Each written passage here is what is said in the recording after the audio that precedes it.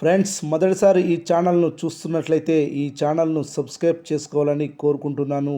ఎందుకంటే నేను పెట్టే ప్రతి వీడియో మీకు నోటిఫికేషన్ రూపంలో రావడం జరుగుతుంది. ఈ ఛానల్ గ్రోత్ కూడా పెరుగుతుంది. ఈ ఛానల్ను సపోర్ట్ చేయాలని కోరుకుంటున్నాను. టాలీవుడ్లో ఆల్ టైమ్ క్లాసిక్ అని అనిపించుకున్న సినిమాలలో ఒకటి సీతమ్మ వాకిట్లో సిరిమల్లె చెట్టు.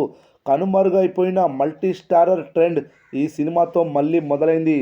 2013వ సంవత్సరంలో సంక్రాంతి కానుకగా విడుదలైన ఈ సినిమా 52 కోట్ల రూపాయల షేర్ వసూళ్లను రాబట్టి మహేష్ బాబు, వెంకటేష్ కెరీర్స్లో బిగ్గెస్ట్ బ్లాక్ బస్టర్గా నిలిచింది. ఈ సినిమాను చూస్తున్నంతసేపు మన కుటుంబంలో జరిగే వ్యవహారాలే కనిపిస్తుంటాయి. టీవీ టెలికాస్ట్లో కూడా ఈ చిత్రానికి అద్భుతమైన రెస్పాన్స్ వచ్చింది.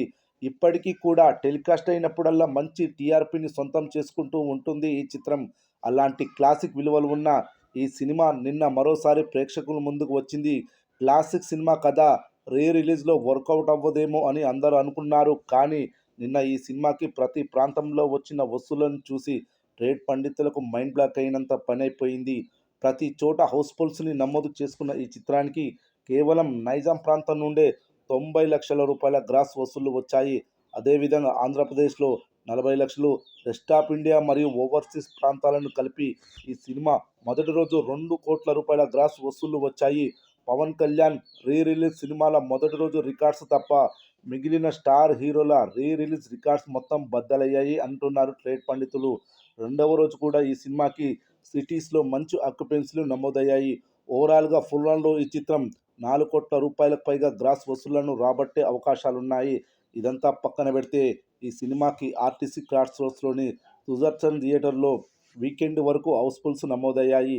అదే కాకుండా సోమవారానికి సంబంధించిన అడ్వాన్స్ బుకింగ్స్ కూడా గట్టిగానే జరిగాయి. ఊపు చూస్తుంటే మొదటి వారం మొత్తం సుదర్శన్ థియేటర్లో హౌస్ఫుల్స్ నమోదయ్యే అవకాశాలు కనిపిస్తున్నాయి. కొన్ని పాన్ ఇండియా కొత్త సినిమాలకు కూడా ఈ రేంజ్ ట్రెండ్ లేకపోవడం గమనార్హం.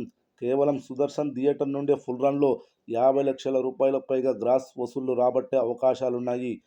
కేవలం కొత్త సినిమాలకు మాత్రమే సాధ్యమయ్యే ఇలాంటి వసూళ్లు మహేష్ ఒక రీ రిలీజ్తో రాబట్టడం అనేది అరుదైన రికార్డుగా భావించవచ్చు.